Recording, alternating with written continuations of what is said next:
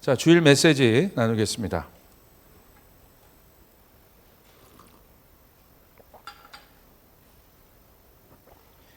제목은 마음 둘 곳을 찾는 사람들, 마음 둘 곳을 찾는 사람들. 제목대로 지금 많은 분들이 내 마음을 둘 곳을 찾는 분들이 많으신 것 같아요. 남녀노소를 불문하고 많은 분들이 마음 둘 곳을 찾고 계신 것 같아요. 왜냐하면 어렵다는 거죠. 힘들다는 거죠. 그거 일을 놓고 제가 저희 성도들을 위해서도 기도하고 이렇게 할 때 주님께서 생각나게 하셨던 한 사건이 바로 아둘람 공동체 사건이었어요. 그 다윗이 여러분이 잘 아는 것처럼 사울의 그 공격을 피해서 여러분 어디로 가냐면 아둘람 굴이라는 곳으로 도망을 갑니다. 여러분 굴은 어떤 곳인가요? 굴. 먹는 굴 말고 굴은 어떤 곳이겠습니까?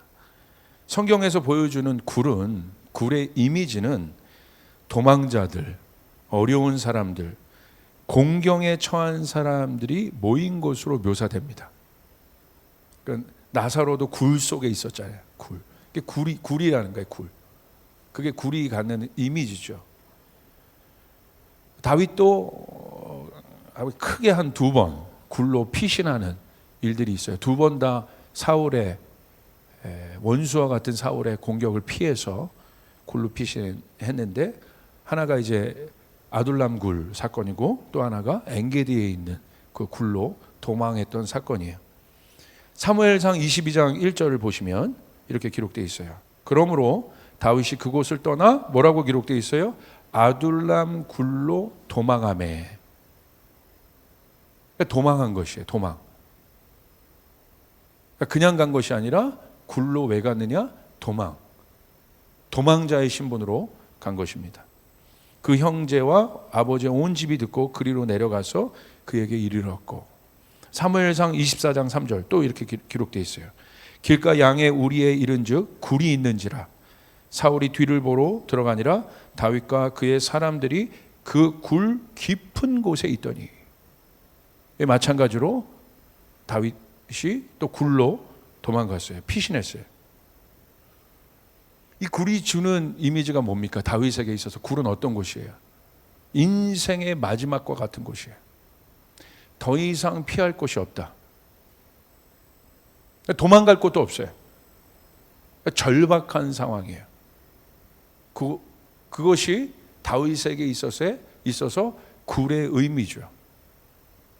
우리는 어떻습니까? 아마 여기 계신 분들 상황은 잘 모르지만 우리 청년들 중에서도 이와 같은 환경 가운데, 이와 같은 마음 가운데 있는 분들이 있을 거예요. 절벽과도 같다. 내 상황이 지금. 물러날 곳도 내려갈 곳도 없는 상황. 마지막. 그게 굴입니다. 굴은 어떤 통로가 없잖아요. 그냥 들어가는 거지. 도움이 절대적으로 필요한 사람들이 모인 곳이 바로 굴이에요. 바로 그때가 어떤 때입니까? 이미 내 능력으로 문제를 짊어지기에 버거운 상태. 그 사람들이 모인 곳이 어디였습니까? 아둘람 굴이었다는 거예요. 저는 오늘날 우리 청년들이 겉으로는 웃고 있지만 이와 같은 상황 같아요. 그래서 이렇게 마음이 이렇게 짠할 때가 있어요. 그럼 비단 우리 청년뿐만 아니라 우리들이 그런 것 같아요. 지금 내 상황이 지금 굴과 같다. 그런데 여러분, 이 아둘람 굴이 왜 중요하냐면, 이 아둘람 굴에서 다윗 왕조, 쉽게 말하면 다윗은 어떤 사람이에요? 왜 다윗이란 인물이 중요합니까? 통일 왕국의 왕이었어요. 첫 번째. 그러니까 다윗이 이스라엘의 통일 왕국의 왕이 될 때 누가 계시됩니까? 예수 그리스도가 계시돼요. 그것은 무엇을 의미하냐면 다윗이 통일 왕국 이스라엘의 왕이 될 때 예수 그리스도가 계시된다는 것은 예수 그리스도가 어떤 분이라는 것을 보여주는 거예요. 그러니까 다윗은 예수 그리스도의 강력한 그림자예요. 그러니까 예수님이 어떤 분이세요? 왕이시죠. 그래서 예수님이 왕의 신분으로 이스라엘에 입성하실 때 많은 백성들이 모여서 예수님을 연호했어요. 어떻게 연호했습니까? 호산나 다윗의 자손이요. 그 말은 무슨 말이에요? 왕의 자손이라는 거예요. 왕이라는 거예요. 그러니까 다윗이란 인물은 예수님의 정체성, 예수님의 정체성을 왕으로 보여주는 데 있어서 강력한 그림자입니다. 그런데 그 다윗이 이제 여러분 목동으로 있었을 때의 다윗 말고 이제 한 공동체를 이끌고 더 나아가서 한 나라를 이끄는 지도자가 돼요. 왕으로서 왕이 되어가는 과정에 이제 아둘람 굴서부터 이제 본격적으로 그 시작이 어디냐는 거죠. 어디에서 다윗이 그 권위를 받았냐는 거예요. 그게 어디예요? 아둘람굴이에요. 아둘람굴.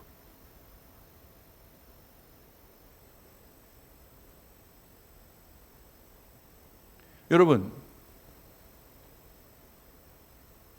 이 아둘람굴이 다윗의 왕국, 이스라엘 왕국은 결국 무엇을 상징합니까? 하나님 나라를 상징해요. 하나님 나라. 하나님 나라는 어떤 나라였어요? 어떤 나라입니까? 왕이신 예수 그리스도가 완전한 권위를 가지고 다스리는 곳이에요. 그 왕은 어떤 분이에요? 완전한 분이세요. 우리가 예수님을 뭘로 만나요? 하나님 나라의 개념이 우리 가운데 있다면 예수님 뭘로 만나요? 왕으로 만나는 거예요. 그래서 여러분 하나님 나라를 알 때, 우리가 이해할 때 예수 그리스도가 왕이시라는 사실을 이해해야만 하나님 나라의 속성이 풀리는 거예요. 잘 들어보세요. 하나님 나라는 민주주의 국가의 완성이 아닙니다. 달라요. 우리가 민주주의 시스템에 있지만 하나님 나라는 민주주의 국가의 완성이 아니라는 거예요. 이 시스템은 또 언제 바뀔지 모릅니다. 저는 대학에서 국제정치를 전공했는데 많은 이념들이 있어요. 많은 정치 시스템들이 있어요. 유럽 같은 데는 그런 의견들이 더 잘 반영되는 그 조합주의라는 것도 있어요. 코퍼레티즘. 거기는 그러니까 이 민주주의의 핵심이 뭐예요? 다수결 원칙이잖아요. 다수의 의견이 잘 반영되는 것. 근데 그걸 더 넘어서는 것이 이게 조합주의가. 이건 지금 이 코퍼레티즘 말하지는 않겠지만, 그래서 이 스몰 유로피안 스테이트들, 잘 사는 나라들, 벨기에, 스위스 이런 데가 다 이 조합주의 형태들을 띠고 있어요. 다 다르다는 거예요. 그러니까 지금 우리가 살고 있는 이 세상이 민주주의 시스템들로 되어 있지만 그 민주주의의 완성이, 다수결의 어떤 완성이 하나님 나라의 본성이냐? 아니라는 거예요.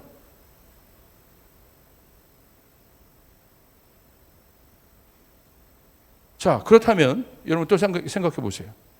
하나님 나라는 헬라 철학자들이 꿈꾸었던 어떤 이데아입니까? 이데아? 헬라 철학자들이 그 이데아가 있었어요. 이상국가의 개념들이 있었어요. 그게 하나님 나라입니까? 하나님 나라는 어떤 종교가 얘기하는 극락입니까? 아니면 어떤 타 종교들이 말하는 초자연적인 어떤 세계입니까? 하나님 나라는요, Kingdom of God이라고 되는 거예요. 왕의 통치가 있는 나라예요. 할렐루야. 이게 하나님 나라예요. 본질이 달라요. 제가 지금까지 소개했던 그런 나라들의 개념과 본질, 그런 시스템들과 본질이 다릅니다. 그래서 하나님 나라의 핵심은 뭐예요? 왕인 거예요. 왕이 다스리는 것. 근데 그 왕이 누굽니까? 예수 그리스도세요. 근데 그분이 어떤 분이세요? 완전한 분이세요. 온전한 분이세요. 그분의 강력한 권위와 주권적 통치 아래 백성들이 있었을 때 진짜 행복했던 거예요. 분쟁이 없습니다. 슬픈 자도 없고요. 억울한 자도 없어요. 묶인 자도 없고 갇힌 자들도 없어요. 왜? 예수 그리스도 왕이 너무나 완전하시기 때문에, 너무나 온전하시기 때문에. 그래서 예수님이 왕으로 오신 거예요, 이 땅에. 그리고 하나님 나라를 말씀하셨어요. 그분이 다스리는 나라. 여러분, 이 나라가 회복되기를 바랍니다. 그 대표적인 모습, 그분의 그림자와 같이 아주 비슷하게 그 왕의 모습을 감당했던 사람이 누구예요? 다윗이에요. 다윗은 어떤 사람이었습니까? 그 왕이었어요. 왕이었어요. 그런데 다윗이 어떤 왕이었어요? 저는 이 말씀을 아주 사랑하는데 사무엘상 18장 16절. 다윗은 어떤 왕이었나? 이스라엘 가서 여러분 유대인들에게 물어보면요. 우리에게 물어보면 우리나라에서 가장 존경하는 왕이 누구야? 그거 물어보면 뭐 세종대왕, 의자왕 아니죠. 있잖아요. 이렇게 세종대왕, 또 세종대왕 있잖아요. 그리고 세종대왕. 그런 것처럼 이스라엘 사람들에게 물어보면 당신들이 가장 사랑하는 사람, 존경하는 사람이 누구냐 보면 거의 다윗을 얘기합니다. 이게. 근데 왜 다윗을 사랑할까? 골리앗을 이겼기 때문에. 여러분, 그 정도 전투는 그 정도 전투력을 갖고 있는 사람은 엘리야가 더 강하죠. 골리앗 같은 사람 850명을 모아놨는데 그걸 이긴 사람이 엘리야인데. 물론 엘리야도 사랑하지만 이상하게 이스라엘 백성들 마음 안에 다윗에 대한 애틋함이 있어요. 그래서 지금 여러분 이스라엘 예루살렘에 가면 다윗성도 이렇게 복원하고 있는데 그 애틋한 마음들이 있어요. 이상하게. 이 마음 안에. 그러니까 다윗이 뭐냐면 이 마음의 지도자예요. 그들 안에. 지금도. 왜 다윗을 좋아할까? 사무엘상 18장 16절에 이렇게 기록되어 있어요. 온 이스라엘과 유다는 다윗을 사랑하였으니 그가 자기들 앞에 출입하였기 때문이라. 영어로 보면 이렇게 기록되어 있습니다. He went out and came in before them. 그게 무슨 말입니까? 다윗은 왕이에요. 어디 있어야 돼요? 왕은 궁전에 있어야죠. 보좌에 앉아 있어야죠. 백성들과는 좀 거리가 있어야죠.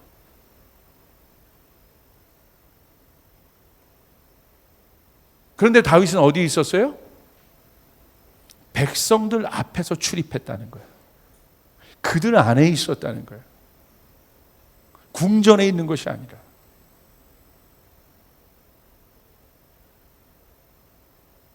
그러니까 왕이라고 생각할 때 이미지가 어떤 이미지가 있어요? 굉장히 강력한 어떤 권위자, 막 옆에서 바디가드들 막 따라다니고 그런 이미지들이 있잖아요. 감히 범접할 수도 없는. 근데 다윗은 어떤 사람이었어요? 그들에게 왕인데 그들과 함께 있는 거예요. 차 한잔 할 수 있고 커피 한잔 할 수 있고 꼬마가 얘기하면 얘기 들어줄 수 있고 그들 앞에서 출입하였더라. 이 개념이 이스라엘 사람들에게 있는 하나님의 개념이에요. 하나님은 어떤 분입니까? 어떻게 이해합니까? 하나님을. 하나님 왕이시고 주권자신데 만왕의 왕이시죠. 그들에게 있어서 하나님은 어떤 하나님이에요? 어떤 하나님이에요? 그리스 신화에 나와 있는 것처럼 저기 있는 막 천둥 던지는 그런 하나님이에요? 그런 신입니까? 다윗을 보고 그 지도자의 이미지가, 그 왕의 이미지가 그들 안에 있는 거 어떤 하나님이에요? 어디에나 있는, 하늘에만 있는 것이 아니라 어디에나 있는. God is in everywhere. 하나님은 어디에도 계십니다. 아멘. 높은 곳에도 계시고 낮은 곳에도 계시고 부한 곳에서도 계시고 가난한 곳에서도 계시고 강한 자와도 함께 하시고 약한 자와도 함께 하시고 행복한 사람과도 함께 하시고 그렇지 않은 사람과도 함께 하시고, 그분이 우리의 하나님 임마누엘 이신 거예요. 우리의 주님. 그런데 이런 지도자의 이 왕의 개념이 여러분 만들어진 곳이 어디냐는 거예요. 어떻게 보면 하나님 나라의 지도자의 리더십이 만들어진 곳이 어디냐는 거예요. 오늘 말씀해 보니까 여러분 보세요. 사무엘상 22장 2절에 이렇게 말씀이 기록되어 있어요. 다윗이 그 굴로 피했잖아요. 어떻게 기록되어 있습니까? 환난당한 모든 자와 빚진 모든 자와 마음이 원통한 자가 다 그에게로 모였고. 보세요. 환난당한 몇몇 모인가 아니에요 지금. 환난당한 모든 사람이 모인 거야. 환난당하고 있는 모든 청년들이 온 거야 지금. 내가 지금 환난당했다 밑으로 손 들어보세요. 두 번째, 빚진 자 한두 명이 아니라 빚진 모든 자들이 왔다는 거예요. 내가 지금 빚져 있다 손 들어보세요. 밑으로. 원통한 자, 내 마음이 너무나 원통하다. 원통한 자가 다 그에게로 모였고, 거기서 다윗이 뭐가 됐습니까? 그들의 지도자, 우두머리가 되었는데 그와 함께한 자가 400명 가량이었더라. 자, 봅시다. 이게 왜 중요한 사건입니까? 왜 여기서 예수 그리스도 왕의 모습이 계시가 되고 하나님 나라의 시작과 같은 다윗 왕국이 아둘람으로부터 시작됐겠습니까? 지금 다윗이 아둘람 굴에 어떻게 갔어요? 도망자의 신분으로 간 거예요. 그러니까 도망자의 신분으로 갔다는 건 뭐냐면 자기도 지금 자기 상황이 컨트롤이 안 되는 겁니다. 어려운 거예요. 지금 다윗이 힘이 있고 넉넉한 상태가 아니에요. 다윗의 마음도 지금 죽겠는 상태예요. 지금 원수가 쫓아오는 거예요. 목숨이 총각에 달려 있는 거예요.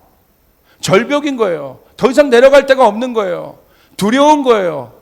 연약한 상태예요. 자기 몸 하나도 간수하기 어려운 상태인 거예요. 싸울 힘 없습니다 지금. 이러한 다윗의 마음 안에, 이러한 상태 안에 누가 온 거예요 지금? 원통한 자, 빚진 자, 환난당한 모든 자가 온 겁니다. 내 마음 하나도 내가 추스리기 어려운데 하나님은 그 위에 환난당한 모든 자의 마음을 얹혀버리고, 내 마음 하나, 내 힘도 없는 그 상황에서 하나님은 빚진 자의 모든 마음을 다윗의 마음 위에 얹혀버리고 원통한 자의 마음들 다 다윗의 마음에 얹어놓은 거예요. 이게 말이 됩니까?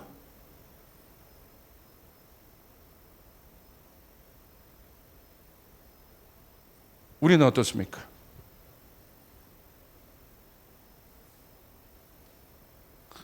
다윗에게 있어서의 아둘람 굴은 어떤 의미겠어요? 자기 살려고 도망간 겁니다 지금. 자기 피하려고 도망간 겁니다.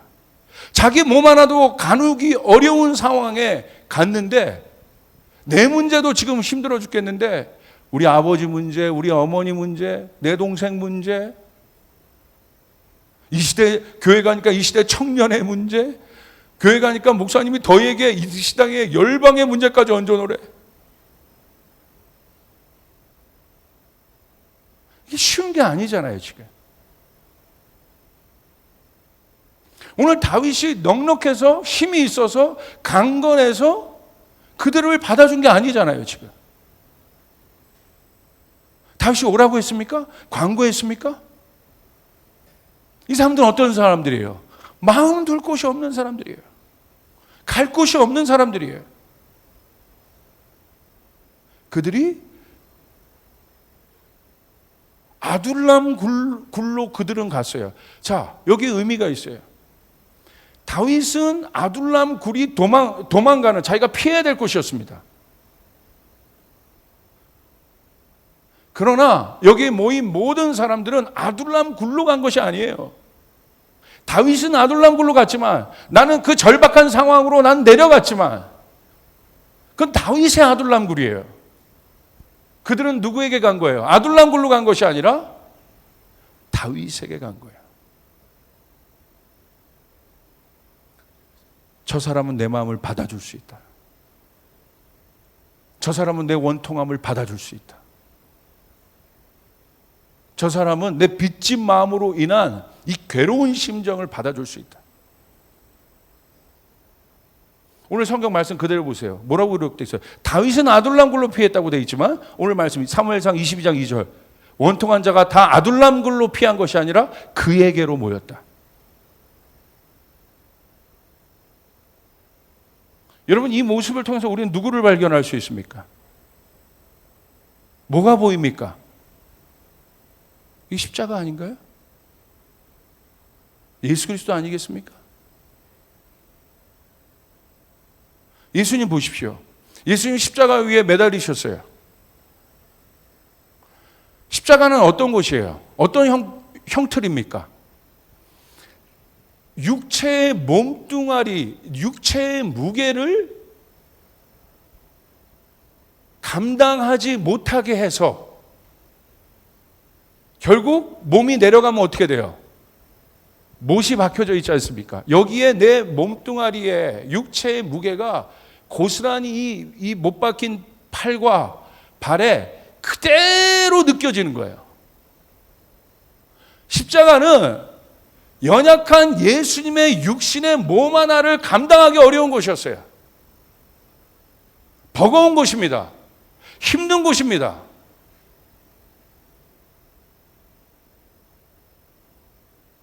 그런데 하나님은 자기 몸 하나도 감당하기 어려운, 움직일 수 없는, 벌거벗겨져서 나체가 된 몸이에요. 지금 예수 그리스도는 수치를 당하고 모욕을 당하는 그런 십자가, 그 위에 인류의 모든 죄를 얹어버린 거예요.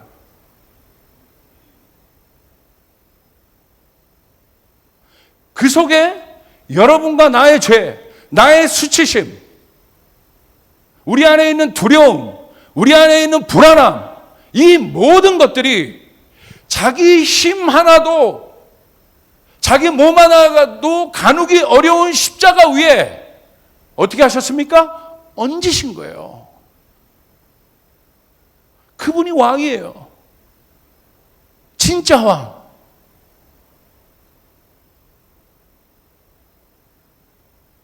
오늘 다윗의 상황이 그런 거예요. 자기 하나도 지금 감당하기 어려운 연약한 그곳에 하나님은요, 가족들 짐 다 얹어놨어요. 이스라엘 백성들 안에 있는 어려운 사람들의 마음은 다 얹어놨어요.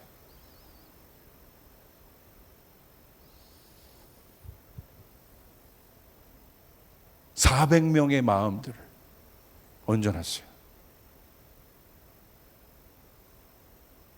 저도 신앙생활을 하면 할수록, 제가 목사지만 사람들이 오면 올수록, 많이 오면 올수록 제 안에, 사실 제 내면 안에 있는 두려움들이 있어요. 제 내면 안에 있는 연약함들을 제가 알거든요.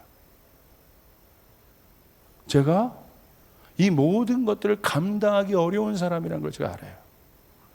제 안에 분노도 있고, 상황을 잘 컨트롤하지 못하는 마음들도 있고, 부족하고 연약해요.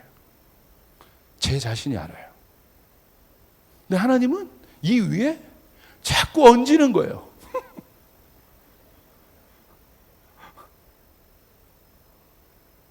주님, 제 내면 안에 있는 아둘람을 아시지 않습니까? 나 하나 경건생활 자체도 힘들어하는 나인데, 목사라는 타이틀을 갖고 있지만 여전히 제 안에 원수가 공격하면 두려워하고 힘들어하고, 겉으로는 이렇게 하지만,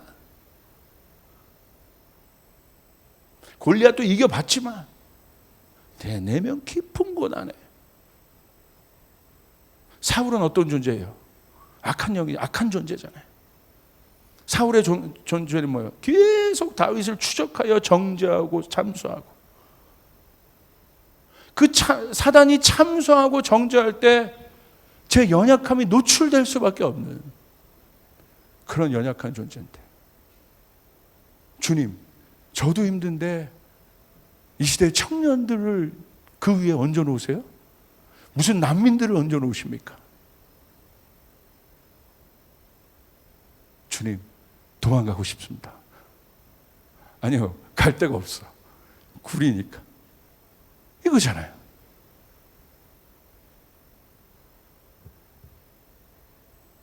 여러분 어떻습니까? 거기서 그 아둘람굴이라는 곳은 어떤 곳이에요? 여기서 벗어나지 못하면 오늘 이 시대 우리 청년들을 가장 강력하게 묶고 있는 게 바로 뭐냐면 자기 연민이라는 거예요. 지금 다윗이 아니죠? 누구죠? 다윗은 뭐죠? 데이빗과 다윗을 섞은 거죠. 지금 다윗이 자기 자신을 보면 연민에 빠질 수밖에 없어. 야, 이러려고 내가 하나님 믿었나? 이렇게 어려움이 많은데 내 신세가 뭐야? 지금 아둘람굴에 와 있네. 내가 괜히 그날 형들 도시락 배달했다가 그거 안 할 걸 그냥. 괜히 골리앗 소리 들어가지고 그냥 한번 나섰다가 우연히 던졌는데 맞아. 그 큰 형님이 넘어졌고 갑자기 여인들이 10,000명을 날 따라와서 갑자기 인스타 팔로워가 막 100만이 늘어나고 좋았는데 갑자기 내 신세가 이게 뭐야? 내 처지가 뭐야 이게? 이게 뭐냐면 자기 연민이에요. 자기 연민. 자기 연약한 가운데 묻히는 것. 이거 무서운 겁니다. 사단이요? 그 자기 연민은 사단의 먹이에요. 정확하게 냄새를 맡아요. 그리고 걸어요. 낚시합니다. 그리고 걸어서 끌어당겨요. 사단은요, 한 번 그런 먹잇감이 나타나면 정확하게, 왜? 우는 사자처럼 돌아다니기 때문에 정확하게 낚시를 합니다. 이게 낚싯감이에요, 낚싯감. 두려움, 연약함에 파묻혀 있는 마음들.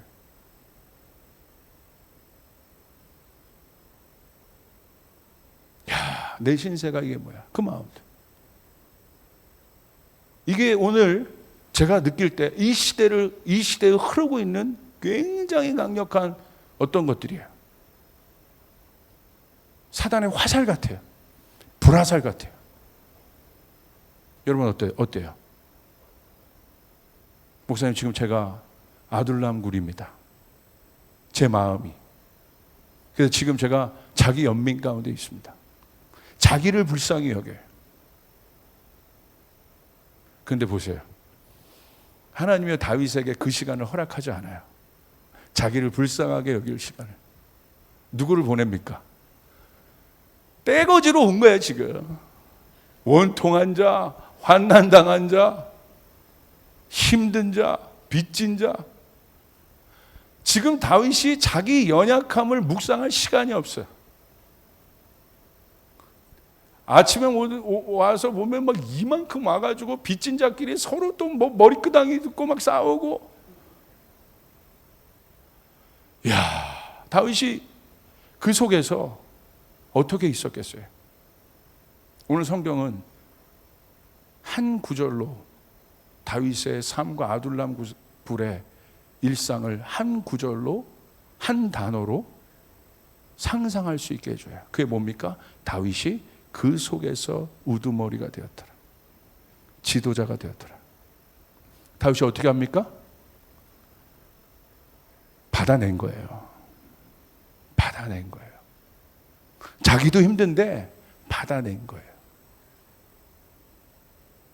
자기 연민에 지금 빠져야 되는데 엘리야도 그 자기 연민 가운데, 여러분 자기 연민이라는 게 무서운 거예요. 엘리야도 자기 연민으로 들어가잖아요. 850대 1의 전쟁을 한 엘리야도 자기 연민으로 들어가요. 그러니까 하나님이 세우시죠. 두려워하지 말라고, 내가 너와 함께한다.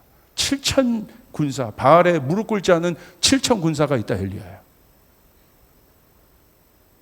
굉장히 강력한 정서입니다. 이게 사역자들에게도 목사님들에게도 제가 봤을 때 다 있어요.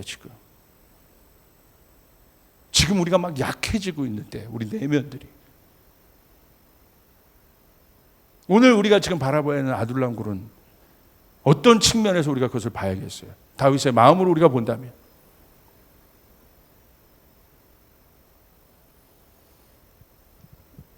그가 어떻게 거기서 지도자가 되었겠습니까? 그리고 여러분 보세요. 아둘람굴에 있는 그 400명이 나중에 뭐가 됩니까? 이스라엘 왕국의 용사들이 돼요. 할렐루야. 할렐루야. 우리는 결론을 알아요. 벗어났죠. 함께.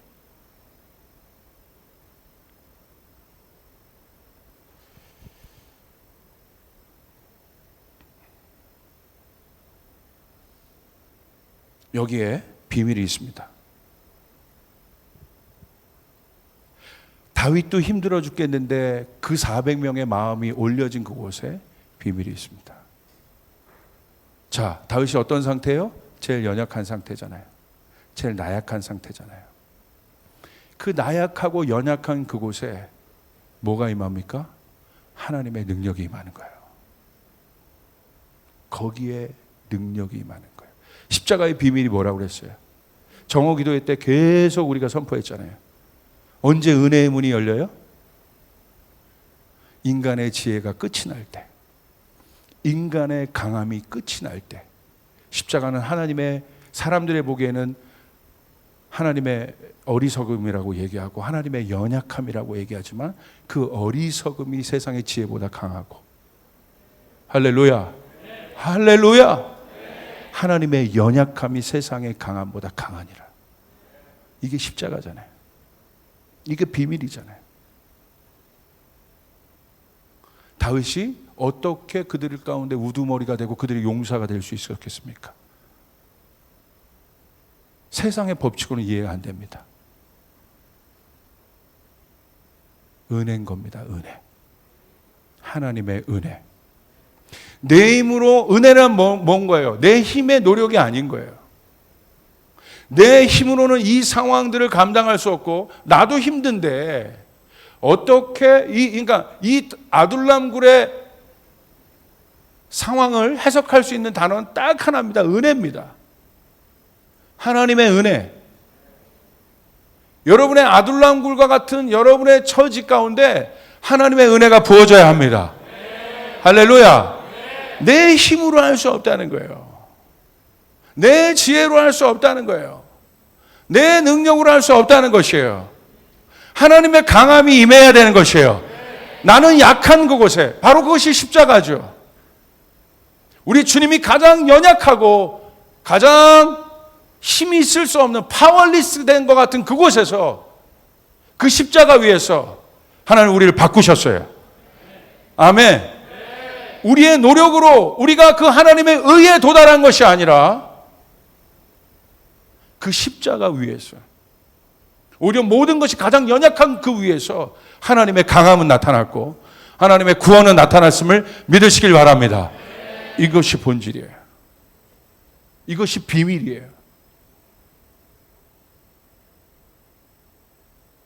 그리고 그분이 완전한 왕으로 부활하셨습니다. 승리하신 왕으로 부활하셨습니다. 그곳에서의 다윗은 지도자가 되어서 결국 마지막 통일 왕국의 왕이 됩니다. 이긴 자가 됩니다.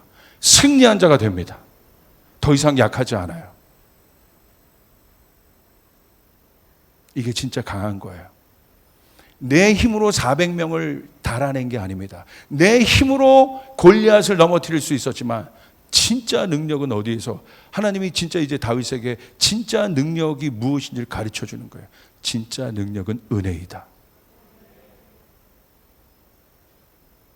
그냥 다윗의 일과는 뭐였겠어요? 빚진 자들을 어떻게 해결해? 돈도 없는데 자기가 환난당한 자들을 어떻게 해결해요?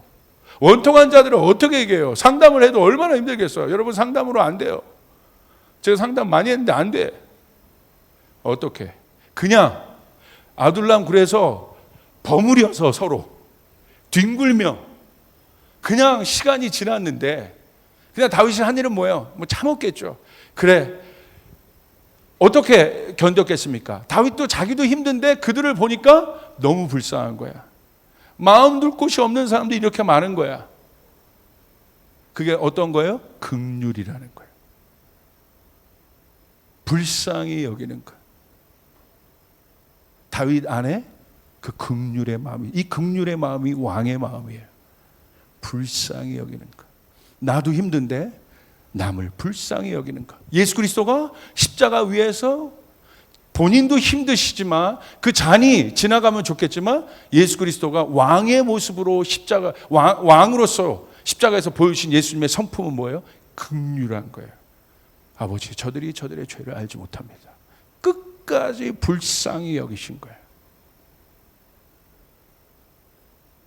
엄청난 겁니다. 긍휼. 긍휼은 가진 자가 없는 자에게 주는 거예요. 높은 자가 낮은 자에게 베푸는 거예요.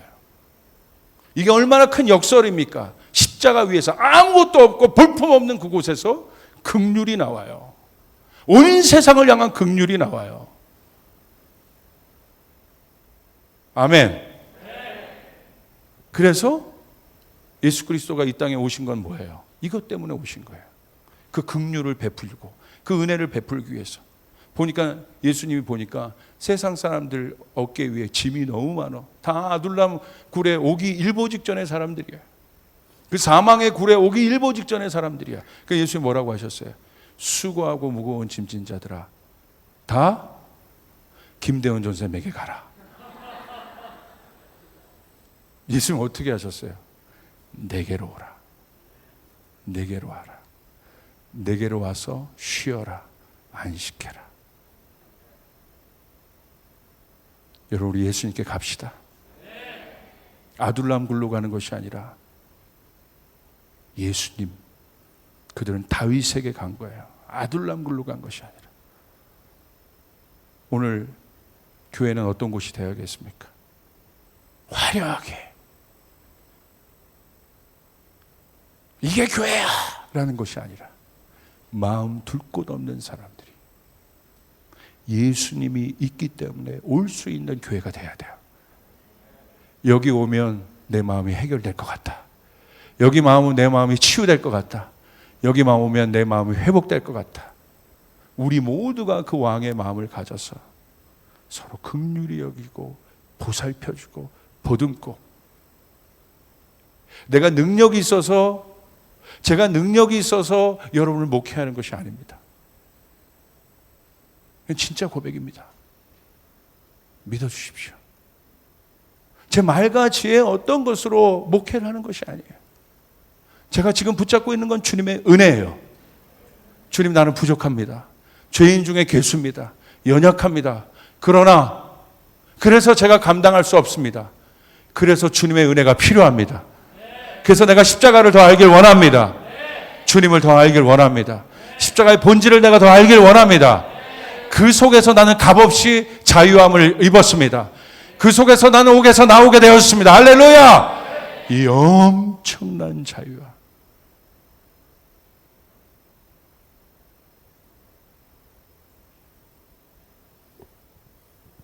그래서 세례 요한도 이렇게 얘기했죠. 예수님 보고 어떻게 얘기하셨어요? 보라, 요한복음 1장 29절, 예수께서 자기의 나오심을 보고 이르되 보라, 세상 죄를 지고 가는 하나님의 어린 양이로다. 어린 양, 사자도 아니에요. 코끼리도 아니에요. 어린 양, 자기 하나도 버거운 연약한, 이사야서 53장에 기록된 그 어린 양, 그 어린 양 위에 세상의 모든 짐이 얹어져 있는 거예요. 그래서 이 어린 양이 비밀이라는 거예요. 그래서 우리가 어린 양을 찬양하는 것이 바로 여기에 있는 거예요. 이 엄청난 역설, 비밀. 여러분, 우리는 어린 양의 피로 자유케 되었습니다. 할렐루야. 여러분 믿으십니까? 결국 지나 보니까 여러분 원래 그런 거잖아요. 아둘람과 같은 상황 속에서 다윗이 결국은 그들이 용사가 되어서 나중에 그 아둘람굴을 소외할 때 어떻게 했어요? 야, 그때 네가 능력이 있었지, 네가 뭐 했었지가 아니라, 야, 너 같은 놈이 지금 너 그때 내 상황 알지? 야, 너와 나 같은 사람이 어떻게 우리가 이 다윗, 이 하나님이 허락하신 이 왕국에서 통치를 하고 있냐? 이거 말이 안 되는 거 아니냐? 이게 은혜예요. 이렇게 고백하는 것. 내가 힘이 있어서, 내가 능력이 있어서 여기까지 온 것이 아니라 모든 것이 하나님의 은혜입니다. 모든 것이 하나님의 은혜입니다. 나는 아무것도 아닙니다. 하나님이 하게 하신 것입니다. 하나님의 은혜인 것입니다. 그게 세례요한의 마음인 거죠. 나는 아무것도 아닙니다. 그게 우리가 기억해야 할 첫 마음인 것이죠. 다윗의 마음인 거죠. 다윗이 그 아둘람의 마음을 이해하고 있었다면 절대 밧세바와 같은 사건 하지 않았을 거예요. 얼마나 여러분 그건 권력의 횡포입니까? 야, 데려와. 결혼했습니다. 데려와. 자기 힘으로. 그럼 그 남편은 어떻게 합니까? 뻔히 알아요. 그 범죄를. 근데 어떻게 합니까? 전쟁터 보내. 요르단에 있는 암만성에 보내. 암만성은 어떤 곳이에요? 요르단팀 가봤지만 철벽의 요새예요. 요새. 거기 보내는 건 그냥 죽는 거예요. 다 아는 거예요. 암묵적 동의의 범죄들을 하고 있는 거예요.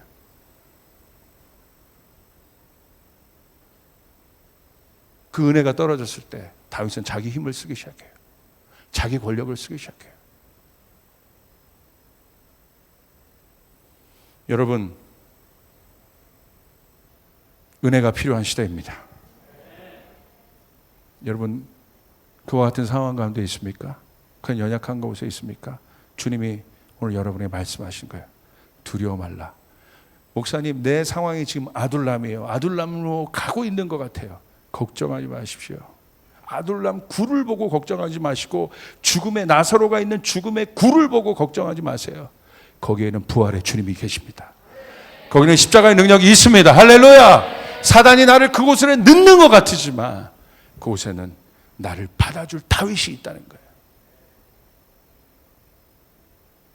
오! 아멘? 거기서 나는 살아납니다. 거기서 나는 하늘의 권위를 받을 수 있습니다. 나의 약함이 하나님의 강함이 되는 것입니다. 나의 어리석음이 하나님의 지혜가 되는 것입니다. 오늘 여러분 가운데 그 일들이 일어나길 바랍니다. 두려워하지 마십시오. 사단이 여러분을 아둘람으로 넣는다고 할지라도 두려워 마십시오. 그곳에 우리 주님이 계십니다. 십자가의 주님이 계십니다. 이기신 주님이 계십니다. 그곳으로 들어가셔서 여러분 선포하셔야 되는 거예요. 넉넉히 이길 수 있다고. 아멘. 제가 최근 윤동주 시인의 시 하나를 굉장히 좋아하게 됐어요. 제가 윤동주 시인을 원래 좋아했지만 특별히 청년 때, 청년인 여러분, 윤동주도 청년이었죠. 윤동주가 처한 시대는 어떤 시대입니까? 암흑과 같은 시대, 아둘람 같은 시대야. 일제의 문화 말살 정책에 고스란히 그 피해를 모은 우리나라가, 우리 한 대한민국이 피해를 받고 있고 묶여 있었던 그때. 지식인 윤동주. 그가 이런 시를 썼어요. 무서운 시간이라는 시가 있어요. 다 읽어드릴 수 없지만 이 구절이 청년 윤동주의 마음이 제 안에 느껴졌어요. 어디에 내 한 몸 둘 하늘이 있어 나를 부르는 것이요. 어디에 내 몸 한 몸, 내 몸뚱아리 둘 하늘이 있어. 어디 있느냐? 내 몸 하나 둘 하늘이 어디 있느냐? 나를 부르는 것이요. 여기 윤동주의 심정이 담겨 있죠. 밑줄 쫙. 작자의 기분이 어땠겠어요? 두 번째, 뭐라고 외칩니까? 그 다음, 기가 막힌 이 대목이에요. 일을 마치고 내 죽는 날. 일을 마친다는 건 뭐예요? 그 부르심. 나를 불렀는데 내가 그 사명 감당하고 내가 죽는 날. 비장하죠. 그 아침에는 서럽지 않은 가랑잎이 떨어질 텐데. 서럽지 않은 가랑잎. 가랑잎이 얼마나 서러워요. 그 서럽지 않은 가랑잎이 그 아침에는 떨어질 텐데. 자기도 버거운 윤동주, 청년 윤동주의 마음 안에 민족이 있었고 나라의 독립이 있었고 그 속에서 분투하며 이 시를 써내요. 그 아침에는 서럽지 않은 가랑잎이 떨어질 텐데 이 민족에게 서럽지 않은 그 시간이 올 텐데 이 윤동주의 무서운 시간이 다윗의 시에도 있어요. 몰랐죠? 궁금하세요? 저는 A형이에요. 궁금하세요? 시편 57편.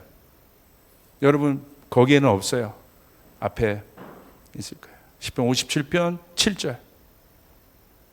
이렇게 동굴에서 시를 썼어요.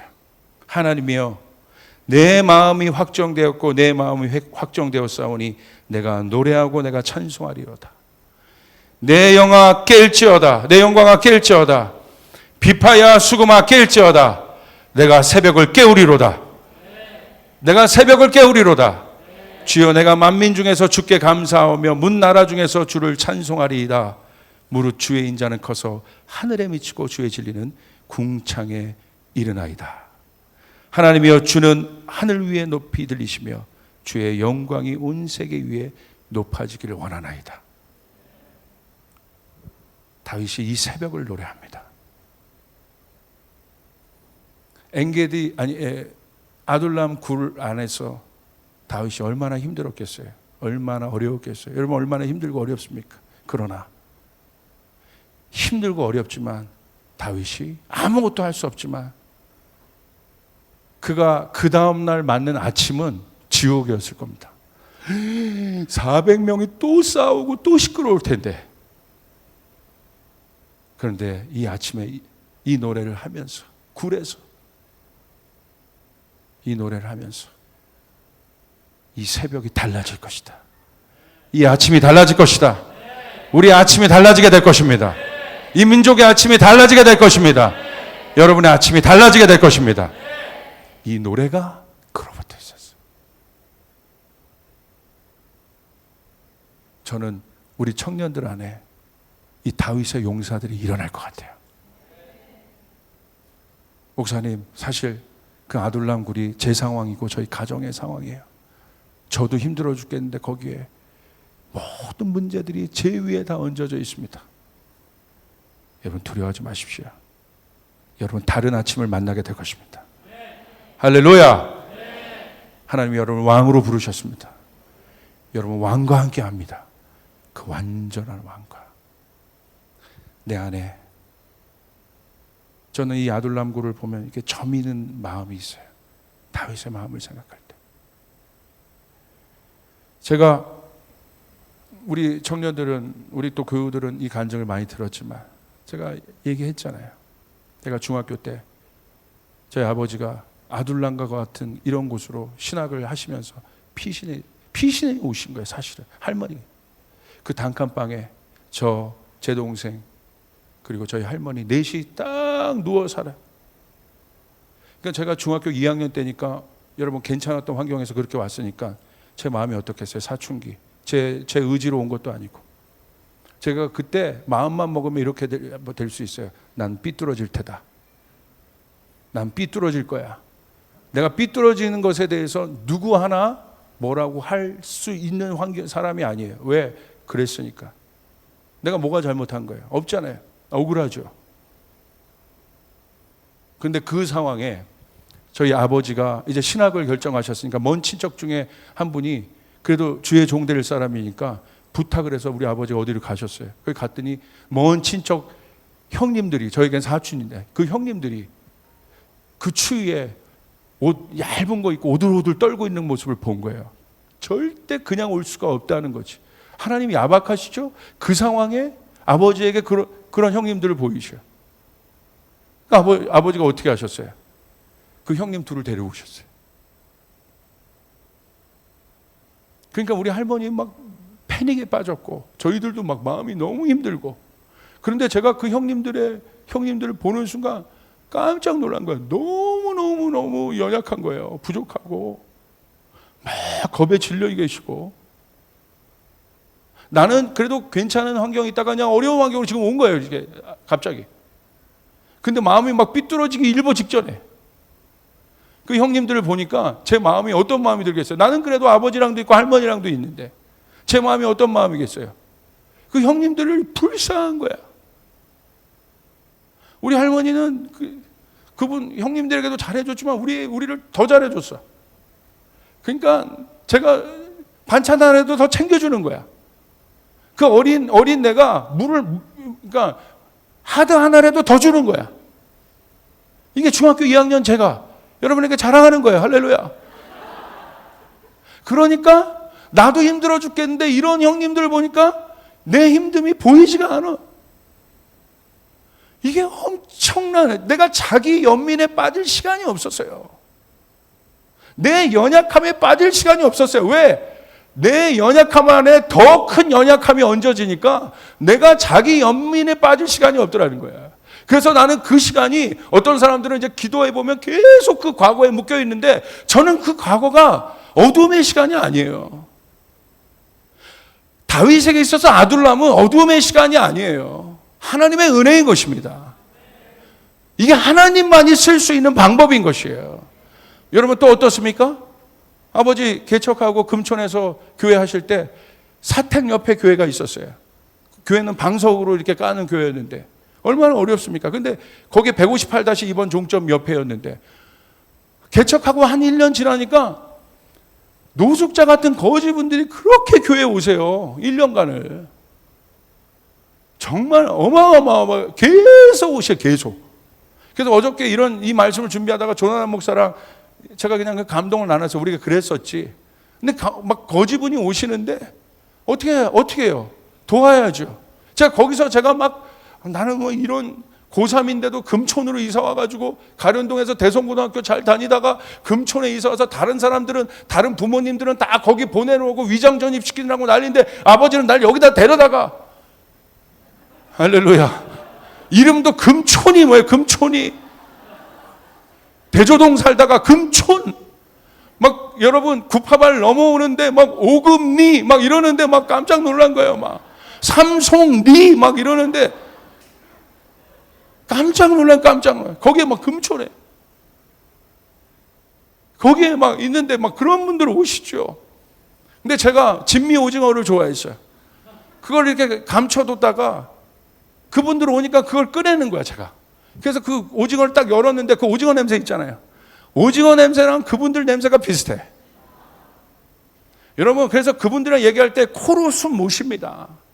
그때 제가 케니지가 순환 호흡법이 있어요. 입으로 계속 이렇게 하는. 그때 제가 그걸 터득했어요. 코로 숨 쉬지 않고 입으로 얘기하는 거. 그거를 1년을 올곧이 받아내게 되더라고. 그러니까 제 이 가난하고 어려웠던 시간에 그런 기억들이 없어요. 그런 기억 막 나와. 또 외국인 근로자들 10년간 같이 살았죠. 자기 연민에 빠질 시간이 없는 거예요. 이건 주님의 은혜인 것이에요. 할렐루야. 오늘 여러분 위해, 나도 어려운데 하나님이 여러분에게 더 큰 열방을 부탁하시고 더 힘든 사람들을 부탁하신 이유는 사실 여러분을 위해서 부담스러운 것이 아니라 내가 내 연민에 빠질 수 없게 하시는 하나님의 은혜인 줄 믿으시길 바랍니다. 그 속에서 내가 하는 것이 아니에요. 하나님이 하시는 것입니다. 하나님의 능력이 하시는 것입니다. 하나님께서 하시는 것입니다. 이게 바로 십자가입니다. 이것이 바로 십자가의 본질이신 것이에요. 그 능력으로 일하는 우리 청년들 되길 바랍니다. 하나님의 은혜를 아는 여러분들이 되시길 바랍니다. 할렐루야. 쫓아가서 아둘람이 주님의 은혜의 장소이다. 여러분, 결국 여러분이 시간이 지나면 그 장소를 기억하시게 될 겁니다. 그 장소가 여러분이 살아나는 곳이고 하나님 나라의 시작이 있는 곳입니다. 저희 조이풀교회는 다시 이 시작 위에 서기를 주님의 이름으로 축복합니다. 아멘. 주님께 영광의 박수 올려드리겠습니다.